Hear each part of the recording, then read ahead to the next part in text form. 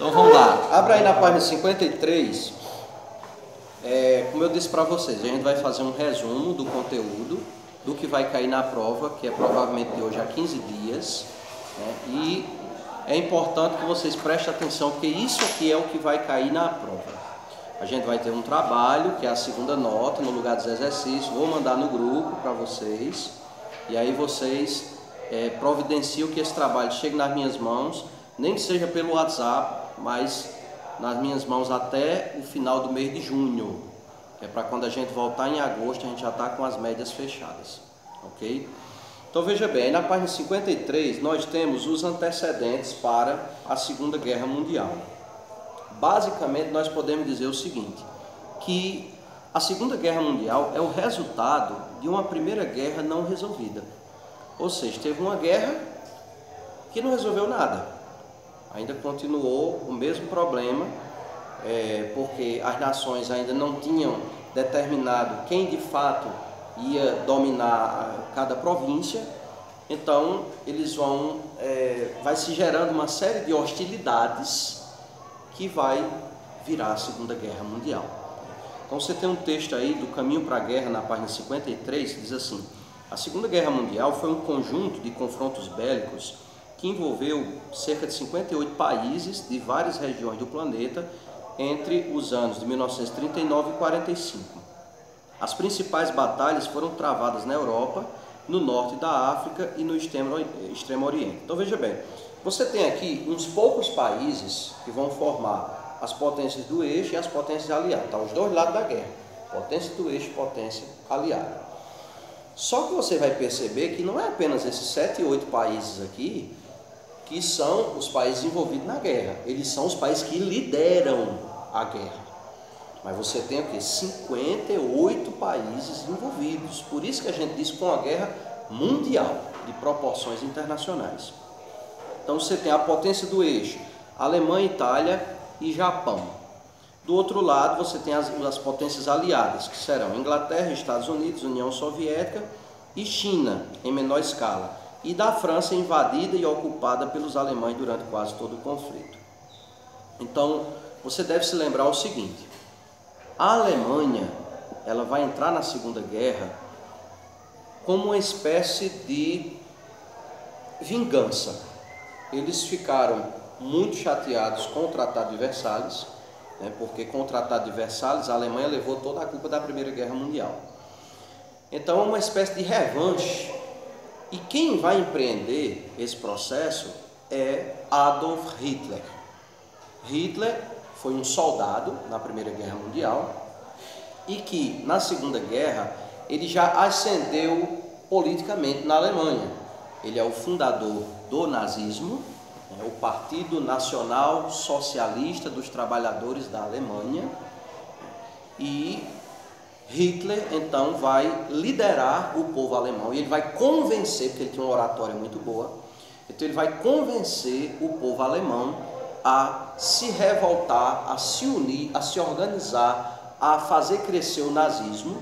O nazismo em princípio foi apoiado pela União Soviética, depois de um acordo que Hitler tinha feito com Stalin, era um pacto de não agressão. Ou seja, eles combinaram, eu não te ataco, você não me ataca e nós vamos ficar de boa aqui. Mas Hitler descumpriu o trato e avançou contra a Rússia e isso deu um problema. Quando eles fecharam esse acordo, chamado Pacto de Não Agressão, pode ter uma questão disso, viu? O que foi o Pacto de Não Agressão? Então foi um pacto entre a Alemanha e a União Soviética de não se atacarem mutuamente. E nesse pacto eles fechavam um acordo sobre a Polônia, ou seja, metade da Polônia fica para a Alemanha e a outra metade fica para a União Soviética. Mas o que é que vai acontecer? Hitler descumpre o pacto de não agressão e ele vai entrar num território que pertence à União Soviética e, portanto, a União Soviética vai se rebelar contra o nazismo. Ainda do lado da potência do eixo, você tem a Itália, que quem estava liderando era Benito Mussolini. Deixa eu só tirar aqui esse áudio aqui que está chegando mensagem demais aqui. Pronto. Benito Mussolini ele vai desenvolver uma doutrina que é um pouco diferente do comunismo e um pouco diferente do nazismo. É uma doutrina chamada fascismo. Então, nessa doutrina, o Estado também é um Estado forte, assim como no comunismo e no nazismo, ou seja, o governo tem grande influência em todas as áreas da política, da economia, né, em todas as áreas da sociedade. E no fascismo você tem um ditador, você tem uma pessoa que tem todo o poder de decidir o que fazer, como fazer, né?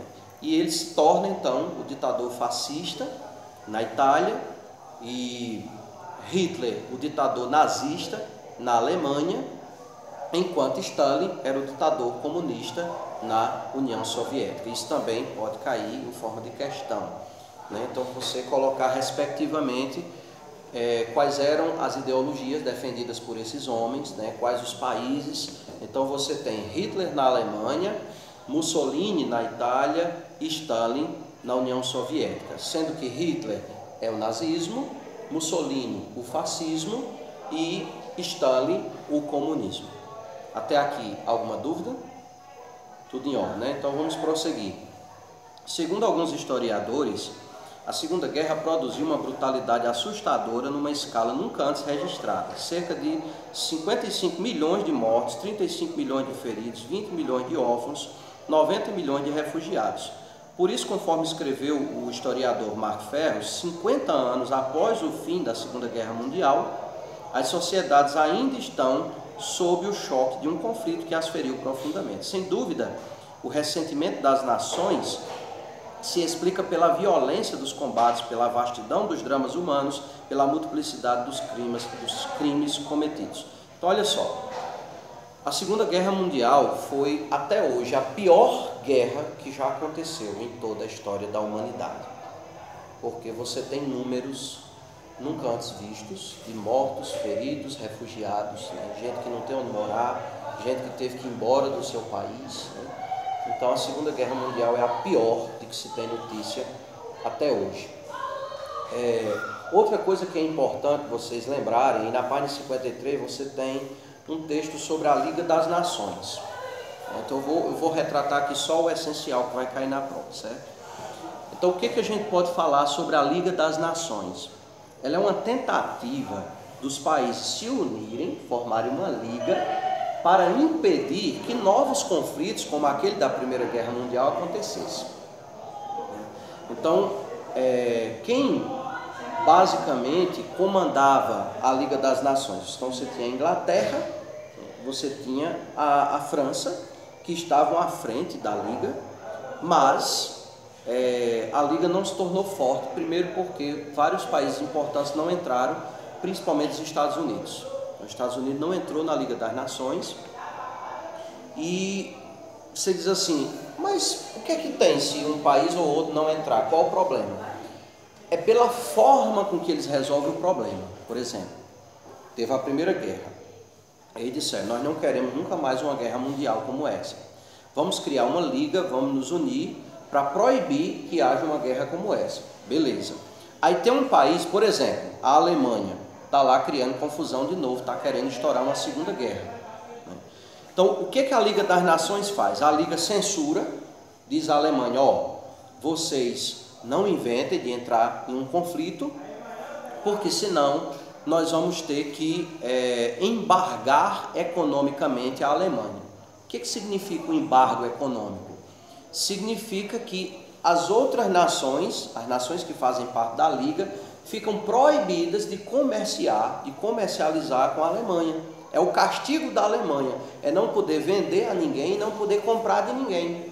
Então isso causa um problema econômico internamente, porque poucas nações são autossuficientes. A maioria das nações, elas têm que comprar, elas têm que vender para ter uma boa rentabilidade e a economia do país crescer.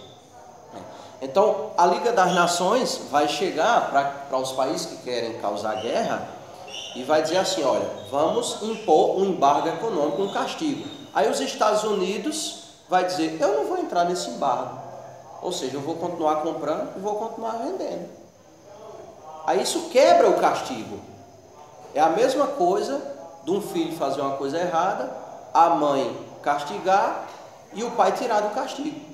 Né? Dizer, olha, sente aí, você não vai sair durante 1 hora, você vai ficar aí de castigo. É o que toda avó faz. Né? E o pai chegar e dizer, sai do castigo. Né? Tirou a moral da mãe naquele momento. Né? Então, quando os Estados Unidos não aceitam o embargo econômico, ele tirou a moral da Liga das Nações. A Liga impôs um castigo, os Estados Unidos tirou, aí a Alemanha vai e diz assim, se eu posso comercializar com os Estados Unidos, eu compro, eu vendo, e tem outros países aí que aceitam, então que se dane a Liga das Nações. Eu vou continuar fazendo minha guerra, tomando os países que eu quiser. Então, por isso que a Liga das Nações era frágil. Ela não conseguia funcionar. Por quê? Porque países importantes não aderiram à Liga, principalmente os Estados Unidos, e isso impedia os embargos ou dificultava os embargos econômicos.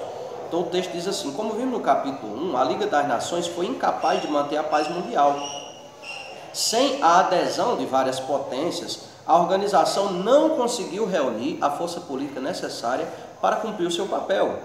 Foi impotente para conter, por exemplo, a invasão japonesa na Manchúria, bem como a invasão italiana na Etiópia. Então você tem o Japão entrando na Manchúria, você tem a Itália entrando na Etiópia, e a Liga das Nações não foi capaz de fazer nada, porque quando vêm os embargos econômicos, as outras nações furam o embargo e o Japão continua, a Itália continua, e aí eles não vão recuar.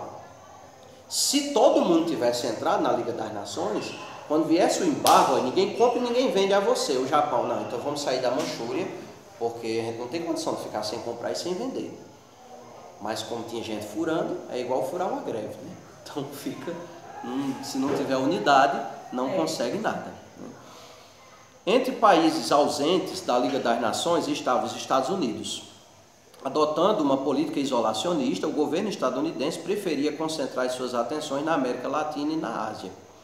Ou seja, os Estados Unidos estavam pouco se lixando para o que acontecesse na Europa, na Ásia, eles que se viram, não tem nada a ver com isso, e portanto eu não quero fazer parte da Liga das Nações, porque isso não é do interesse dos Estados Unidos. Se tem uma coisa que os Estados Unidos sempre foi e é inteligente até hoje, né? O Donald Trump está aí fazendo a mesma coisa até hoje, é o seguinte, se eu vou cuidar do meu país e vocês que se virem, se lasca, o problema, a vida de vocês é problema de vocês se virem, não tem nada a ver com isso.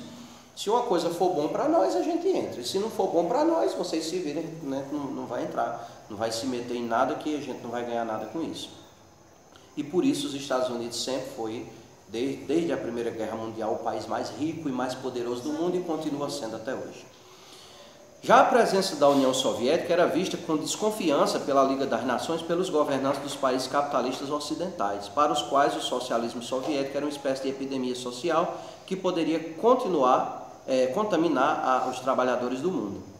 Em 1939, a União Soviética foi expulsa da organização. Então, aqui também pode ser uma questão de prova. Por que a União Soviética foi expulsa da Liga das Nações? Porque desde 1917 aconteceu a Revolução Russa e os comunistas tinham tomado o poder. Primeiro Lenin, depois Stalin. E quando eles assumiram o poder, ocorreram muitos genocídios. Lenin e Stalin mataram mais ou menos 70 milhões de pessoas num espaço curtíssimo de tempo. No primeiro ano de governo de Stalin, por exemplo, ele matou 7 milhões de ucranianos de fome. Ele confiscou a comida e disse, ninguém entra e ninguém sai. Quem tentava sair atrás de comida, levava uma bala na cabeça. Né? Então, enfim, matou-se 7 milhões de pessoas de fome em um ano na Ucrânia. Então, quando os países do mundo inteiro viram isso, eles disseram, rapaz, não tem condições de deixar a União Soviética na Liga das Nações, não. Porque a Liga das Nações, teoricamente, era para ser um órgão internacional de justiça, era para ser um órgão democrático. Então, como é que a gente vai deixar a União Soviética? As meninas da Marina estão querendo saber quantos anos não tem. 2, 4, 6, 8, 10, 12, 13. Esqueça de mim, não. Ninguém fala não, né? Não, sai cedo. Acho que não. Ednei, amor, não sai cedo? 8 horas, né? 8 horas, né? Vamos não. Ah. Por quê? Não vai não, vai sair cedo. Não vai não, ela não vai não. Então veja bem. o que eles imaginaram, como é que nós somos uma associação internacional democrática, nós vamos deixar no nosso meio um país que está matando os seus próprios cidadãos? Como é que nós vamos deixar um país que está sofrendo uma ditadura do proletariado, que na verdade não era nem do proletariado, eles diziam que era, mas era uma pequena elite que tomava o poder na Rússia e permanecia no poder. Então, chegou um momento que eles viram que a coisa estava se alastrando, a ideia do comunismo estava chegando na cabeça de muitos líderes políticos, e todo líder político é doido para ser um ditador. E disseram, rapaz, antes que essa doença se espalhe logo pelo mundo inteiro, vamos expulsar logo da Liga das Nações, vamos expulsar a União Soviética, que o mundo vai entender o recado, que nós queremos democracia, nós não estamos afim de uma ditadura do proletariado. Assim, a Liga das Nações acabou sendo controlada pelos representantes da Inglaterra e da França, vencedores da Primeira Guerra, que aproveitaram as condições favoráveis para fortalecer os seus impérios coloniais. Essa aula aqui vai até que horas? 8 horas. A segunda aula? 8 em ponto, né? Pronto, então dá para eu ir um pouquinho mais adiante. Então, a França e a Inglaterra, principalmente a Inglaterra, eram os líderes da Liga das Nações. Isso também pode ser questão de prova. Quem eram os líderes da Liga das Nações? Era a Inglaterra e a França, né? Por quais motivos? Porque eles eram as nações mais poderosas, mediante os demais que não estavam participando. Os Estados Unidos não estavam, né? A União Soviética foi expulsa, então os mais poderosos que ficaram naquele momento foi a Inglaterra e a França. O que mais? Expansionismo das ditaduras, ainda na página 53. Durante a década de 30, os governos totalitários da Alemanha e da Itália, também o regime militarista do Japão, buscaram alto grau de disciplina social em seus países, dirigindo seus esforços para a recuperação econômica e o desenvolvimento militar. Ou seja, nós estamos tratando aqui de um período em que os países, por uma questão de medo de uma nova guerra, medo de ser pego de surpresa, de não estarem preparados, eles começaram a se organizar. E organizar-se, nesse sentido, significa organizar exércitos. Então é o que você tem aqui, o Japão está se organizando, a Itália está se organizando, a Alemanha está se organizando, e eles vão começar a avançar em outros territórios. Você tem aqui o Japão, que vai entrar na região da Manchúria, você tem a Itália, que vai entrar na região da Etiópia, que é uma região africana que até então era dominada pela Inglaterra, e agora ele vai ser tomado pela Itália. E você tem a Alemanha, que, pronto, essa queria dominar o mundo. Você vai ter uma invasão pelos alemães. Eles vão invadir a Renânia, a Áustria, a Tchecoslováquia e a Polônia. E isso, como foi que Hitler fez? Ele vai usar uma técnica, que em alemão se chama Blitzkrieg, que é a guerra relâmpago, é a invasão de territórios sem declaração de guerra. As leis internacionais dizem que um país só pode invadir o outro se ele declarar guerra. Hitler não fazia isso. Hitler organizava o exército e ele invadia os territórios da noite para o dia. Então você tem aí vários países tomados em pouquíssimo tempo, questão assim de 1 mês, 2 meses, o cara invadiu vários países. Então, alguns lugares onde ele chegou, não teve nem resistência. Por exemplo, na Renânia. A Renânia é um território que fica perto do rio Reno, ali próximo à França, e Hitler, ele quando entra na Renânia, não vai ter muita resistência, porque na França já havia muitos comunistas, né? Então já tinha muita gente que defendia o nacional-socialismo. Então, para Hitler, ele teve uma certa facilidade de entrar naquele território. Enfim, então ele vai entrar na Renânia, na Áustria, na Tchecoslováquia e na Polônia. O que é que pode cair em prova sobre isso? Bom, eu posso pedir a vocês quais são os países que ele invadiu, que Hitler invadiu, qual foi o território invadido pelo Japão, qual foi o território invadido pela Itália, né? Então, Japão invadiu Manchúria, Itália invadiu Etiópia, que antes era dominado pela Inglaterra, e a Alemanha invadiu Renânia, Áustria, Tchecoslováquia e Polônia. Posso também perguntar qual foi a metodologia usada por Hitler, que foi o método de guerra relâmpago, né, que é aquela invasão que não declara guerra e vai rapidamente tomando territórios. E isso vai fazer com que o resto das nações se preparem, porque eles estão vendo Hitler avançando rápido demais. E eles, no começo, a Liga das Nações, quando ele invadiu a Renânia, não, pode ser que ele fique só na Renânia, então vamos deixar. Aí ele invadiu a Áustria, a Inglaterra e a França não estavam a fim de entrar num conflito com Hitler naquele momento, porque a posição dele na Liga das Nações estava muito boa, obrigado, eles estavam mandando em muitos países. Então entrar numa guerra não era uma boa opção para ele naquele momento. Então eles disseram, não, pode ser que ele fique só na Renânia, pode ser que fique só na Áustria. Aí o cara entra na Tchecoslováquia. Rapaz, Hitler está avançando em muitos territórios e está na hora da gente tomar uma posição. Então vai ser o momento em que as nações europeias e na Ásia, a União Soviética, vai dizer assim, olha, está na hora da gente frear Hitler, porque Hitler está avançando, ele está vindo de lá para cá. A qualquer momento ele pode entrar nas nossas nações, ele pode tomar outros territórios. Então naquele momento as outras nações já vão ficar em estado de alerta. Vá lá para a página 56, aqui você tem a ofensiva alemã, que diz o seguinte, os primeiros anos de guerra caracterizam-se pela rápida ofensiva das forças nazistas. Foi a chamada Guerra Relâmpago, ou Blitzkrieg, sobre as linhas de defesa adversárias. Estratégia marcada pelo avanço veloz dos veículos blindados, apoiados pelos bombardeios das Luftwaffe, a Força Aérea Alemã. E a chegada, por último, das tropas de ocupação que consolidavam a vitória nazista.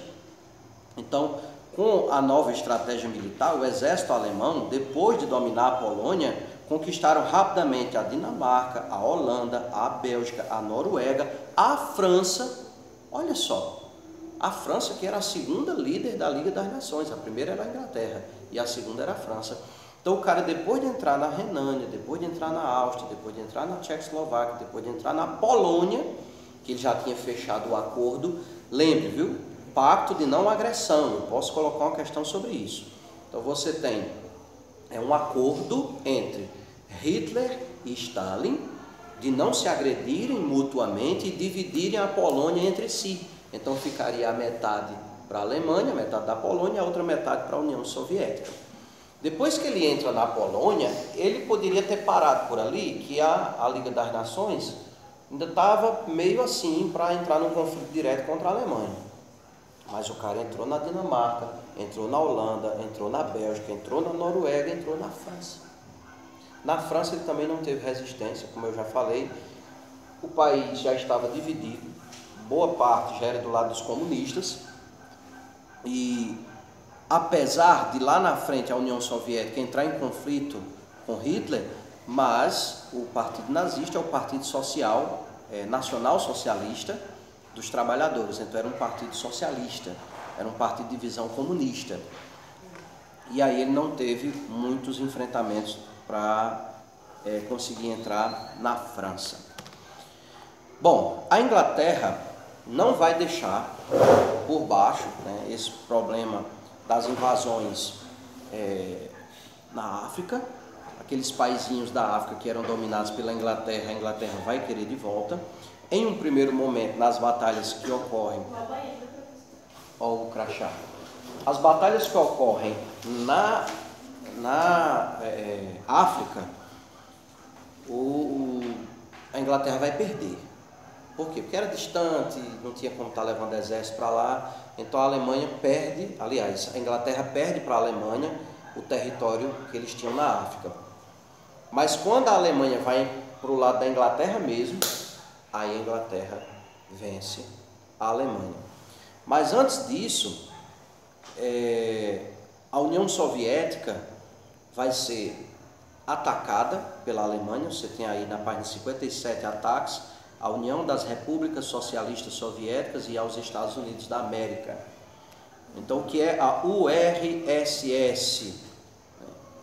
Inclusive pode cair em questão de prova. O que é essa sigla, URSS? União das Repúblicas Socialistas Soviéticas. Então, a invasão alemã à União Soviética no dia 22 de junho, rompendo acordos anteriores, que era o Pacto de Não Agressão, tropas alemãs invadiram a União Soviética, o que motivou a reação militar soviética contra os nazistas. Então, você tem aqui a quebra desse Pacto de Não Agressão e, por conta disso, é que Stalin vai se organizar para combater a Alemanha. Inclusive, assim, vocês já ouviram falar que o remédio de um doido é um doido e meio, né? Então Hitler era doido e Stalin era doido e meio. Até a invasão na União Soviética, Hitler estava imbatível. Então existia um mito, uma aura em volta de Hitler, que dizia que o país que Hitler botasse o olho em cima era dele. Ninguém vencia Hitler. Aí Hitler, tenta entrar na União Soviética. A União Soviética venceu Hitler. Aí quebrou-se aquela aura que havia de invencibilidade dos nazistas. Os outros países se animaram para combater contra a Alemanha, porque ele já tinha perdido da União Soviética. Disseram, olha, não disseram que Hitler não perdia para ninguém, ele perdeu para Stalin.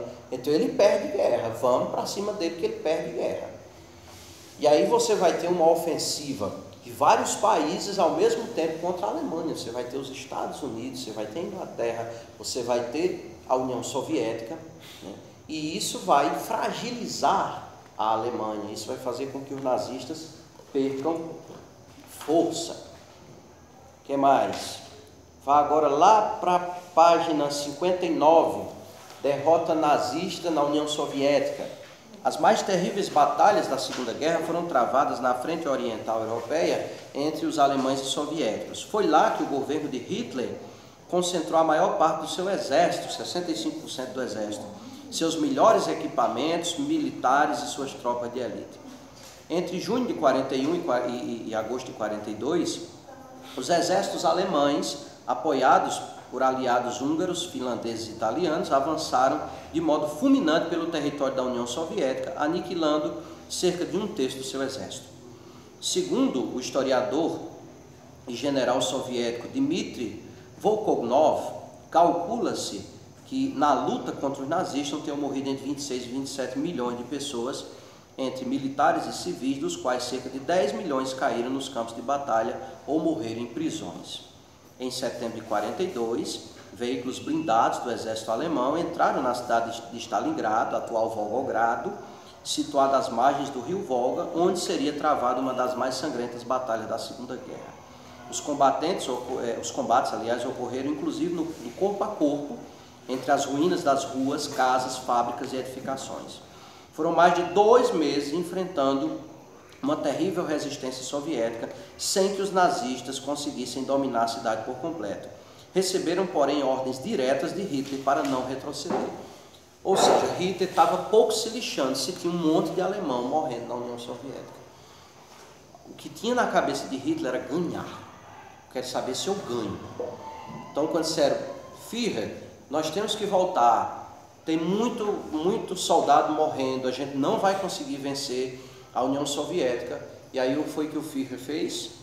Avança. Não quero saber um passo atrás. Aí você tem a ordem de Hitler para os alemães não recuarem. Aí vem Stalin, que era mais doido que Hitler, e disse, nenhum passo atrás. Vocês têm que vencer os alemães. Quem retroceder vai para o paredão.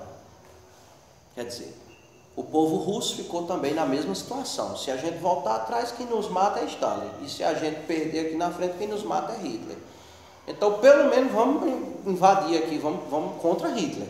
Vamos em frente. Porque, pelo menos, se a gente vencer, pode escapar alguém. E se a gente perder, aí Stalin termina de exterminar o resto. Ele já tinha matado 43 milhões de pessoas, terminava de matar o resto. Era doido, esse povo era doido. Não sei não o que é que se passa na cabeça de um psicopata desse não. Página 60 você tem a contraofensiva. Né? Os soviéticos, por sua vez, recebiam ordens diretas de Stalin. Nenhum passo para trás. Lutaram e resistiram até poderem organizar uma reviravolta nos combates. Assim, por volta de 19 de novembro de 42, o exército soviético iniciou uma grande contraofensiva. O resultado foi a rendição das tropas alemãs em fevereiro de 43. Com a Batalha de Stalingrado, pela primeira vez na guerra, um general alemão e o seu exército foram obrigados a se render. Acabava o mito da invencibilidade alemã. Foi o que eu acabei de explicar para você, né? Então, aquela ideia de que Hitler era invencível morreu aqui. Página 61, você tem aí os bombardeios, né, sobre a Alemanha. Estados Unidos entrou no conflito com toda a sua força industrial, foi posta a serviço a guerra e dos aliados. Milhares de navios, tanques e aviões, bem como toneladas de armamentos foram produzidos pelas indústrias bélicas do país. Em 42 tiveram início os bombardeios aéreos dos ingleses, dos Estados Unidos, contra as grandes cidades alemãs. Então foi o que eu falei para vocês.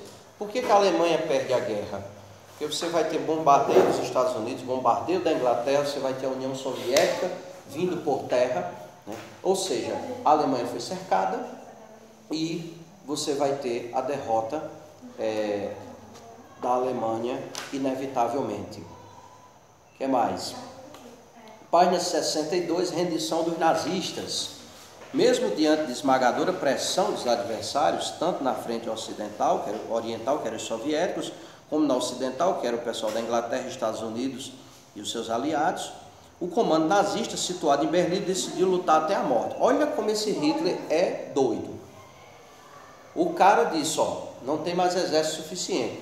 Manda velho, homem, mulher, menino, bota o povo alemão para a guerra, né? Aí eu fico imaginando os soldados ou os generais chegando para Hitler, dizendo, mas Führer, a gente não conseguiu vencer a guerra, nem com soldados treinados, a gente vai pegar velhinha, criança, para pegar em arma, isso é impossível, o senhor vai exterminar o povo alemão. E Hitler, não interessa, nós vamos lutar até a morte. Ou a gente ganha, ou então morre todo mundo. O bicho era doido mesmo.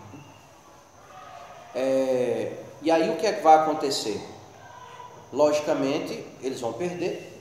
Hitler pediu, ele se matou, e antes de se matar ele pediu que os soldados dele queimassem o corpo dele para o pessoal não usar o corpo dele como uma espécie de troféu. Então ele se matou ele, matou-se Eva Braun, a esposa dele, né, que tinha casado ali durante a guerra, fazia poucos dias que eles tinham casado, não sei nem para que essa invenção de casar quase na hora de morrer. Morreu também Joseph Goebbels. O Goebbels, ele era o cara, grave isso na mente de vocês, isso aqui é muito importante vocês saberem. O Goebbels é o cara que botou em Hitler a ideia de que uma mentira dita 100 vezes torna-se verdade. Então ele era o cara que disse, olha, não interessa a verdade, o que interessa é o que os outros acreditam. Então pode mentir, pode enganar, fazer propaganda enganosa, o governo pode mentir o tanto que ele quiser. Então quem vai trazer à tona esse tipo de pensamento